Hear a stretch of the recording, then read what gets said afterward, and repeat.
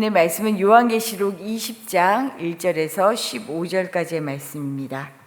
20장 오늘 우리가 읽은 말씀은 최후의 심판이다라고 할 수 있습니다. 19장에서 하나님의 대적자 가짜 삼위일체 가운데 두 짐승이 유황불 못에 던져졌어요. 그리고 오늘 본문을 보면 20장에서 이들 가운데 마지막 용이죠. 용. 곧 사탄 마귀인 옛뱀이다라고도 표현하는데, 이 사탄 마귀가 역시 앞에 두 짐승과 마찬가지로 유황불 못에 던져짐으로 맞이하는 최후의 심판을 지금 보여줍니다. 오늘 우리가 볼 첫 번째 말씀은 하나님은 사탄을 결박하고 철저하게 통제하신다라는 것을 알 수 있어요. 1절 말씀을 제가 다시 한번 읽어드릴게요. 1절, 우리 20장 최후의 심판이 시작되는 첫 절에서 이렇게 말합니다. 또 내가 보매 천사가 무저갱의 열쇠와 큰 쇠사슬을 그의 손에 가지고 하늘로부터 내려와서, 오늘 말씀은 한 천사가 용 사탄 마귀를 잡아서 무저갱에 결박하기 위해 하늘에서 내려오는 것으로 시작합니다. 이렇게 하늘에서 내려온 천사가 사탄을 결박하는 이유가 3절에 나와요. 3절의 말씀을 보면 이런 말씀이 있습니다. 만국을 미혹하지 못하게 하기 위함이다. 사탄 마귀를 결박하는 이유는 지금 만국을 사탄이 미혹하지 못하게 하기 위함이다 라고 얘기해요. 이것은 사탄의 활동이 철저하게 제한되어 있다라는 것을 알려줍니다. 그리고 궁극적으로는요, 멸망하는 과정을 오늘 보여주고 있어요. 그래서 14절 말씀 우리 같이 한번 읽어볼까요? 14절입니다. 사망과 음부도 불못에 던져지니 이것은 둘째 사망 곧 불못이라. 결국은 불못에 던져지는 멸망, 완전한 철저한 멸망이다 라는 것을 보여주죠.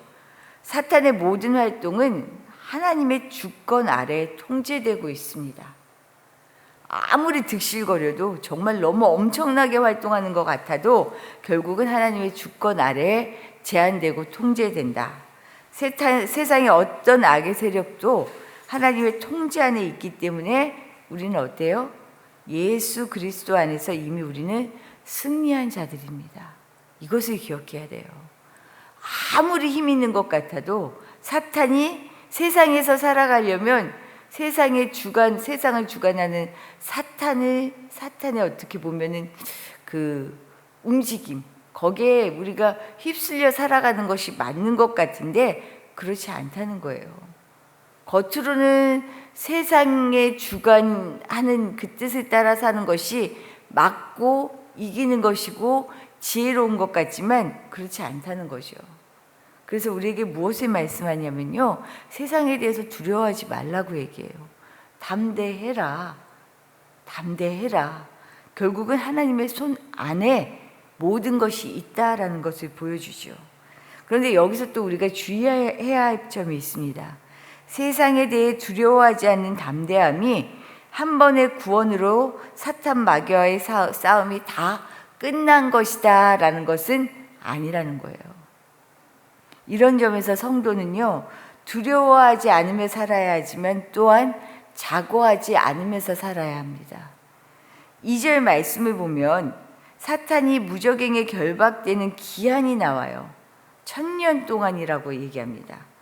또한 3절을 보면은 왜 이 기한을 두고 있는지를 또 알 수 있어요. 우리 3절 말씀 한번 읽어보도록 할게요. 무저갱에 던져 넣어 잠그고 그 위에 임봉하여 1000년이 차도록 다시는 만국을 미혹하지 못하게 하였는데 그 후에는 반드시 잠깐 노일이라. 사탄이 1000년 동안은 결박되어서 만국을 미혹하지 못하지만 그 후에는 뭐라고 얘기해요? 잠깐 놓을 것이다 라고 말합니다. 본문은 계속해서 1000년을 얘기해요. 20장 말씀을 보면 1000년이 반복해서 나옵니다. 용이 1000년 동안 결박되어서 무저갱에 던져지고 임봉되어서 얼마 동안요? 1000년이 차도록 만국을 미혹하지 못하게 한다라고 얘기해요. 그리고 신실하게 예수를 증언한 성도들은요, 천년 동안 그리스도와 더불어 왕노릇한다라고 얘기합니다. 여기서 나오는 계속 천년이라는 기한은 동일한 기한을 얘기하고 있어요. 즉 천년 동안 사단이 무적행에 갇히고 이 천년 동안 성도들은 어떻게 해요? 그리스도와 왕노릇한다라고 말해요. 그런데 여기 성도들이 그리스도와 더불어 왕노릇한다는 이 말씀 때문에 우리 많이 들어봤겠지만 천년왕국에 대한 개념이 등장합니다. 그래서 이 천년은 언제야? 이때 언제 왕노릇하고 언제 사탄이 결박돼? 라는 이 천년이라는 숫자에 굉장히 민감해요. 그리고 잘 아시겠지만 많은 이단들이 이 천년 왕국을 많이 얘기합니다. 보면은 여호와의 증인도 마찬가지고요. 그리고 어때요? 신천지며 천년에 대한 이야기들을 많이 해요. 그런데 이 천년에 대한 이해가 숫자적으로, 문자적으로 이해해서는 안 된다라는 거예요.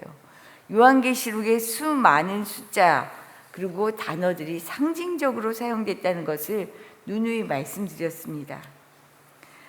이 천년 역시도요, 문자적인 기간으로 이해해서는 안 돼요.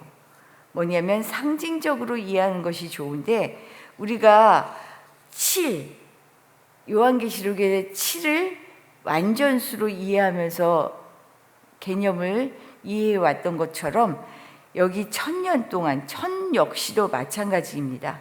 헤아릴 수 없이 가장 많은 수라는 개념으로 이해하는 것이 타당해요. 뭐냐면 끝을 알 수 없는 엄청난 긴 시간입니다. 이 천년이. 그래서 우리 그러잖아요. 천년이 하루 같고 하루가 천년 같다 라고 보는데 끝을 알 수 없는 엄청난 긴 시간인데 그러면서도 반드시 어떻게 해요? 제한을 두고 있어요. 이 천년이 끝까지 간다라는 게 아니에요. 제한되어 있어요.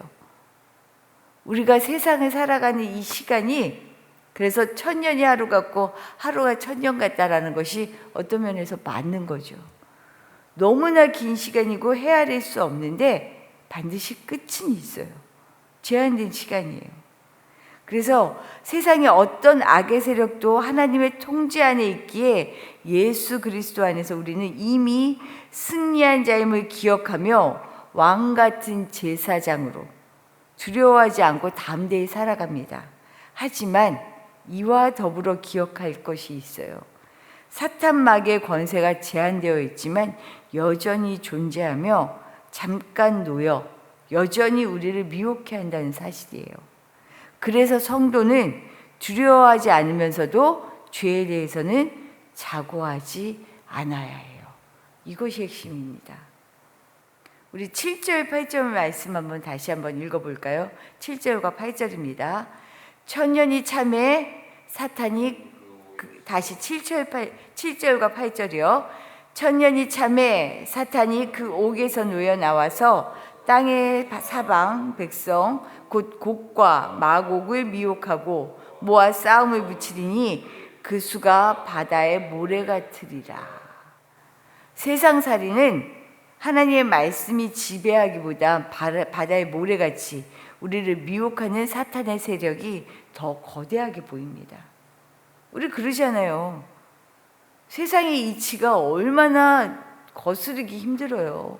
다 이렇게 사는데, 다 이렇게 자녀를 교육하는데, 다 이렇게 살아가는데 우리만 따로 살아가는 거 이거 쉽지 않아요. 그래서 마귀가 들끓는 세상에서 그리스도와 더불어 왕노릇하며 산다는 것 말이 쉽지 잘 안 돼요.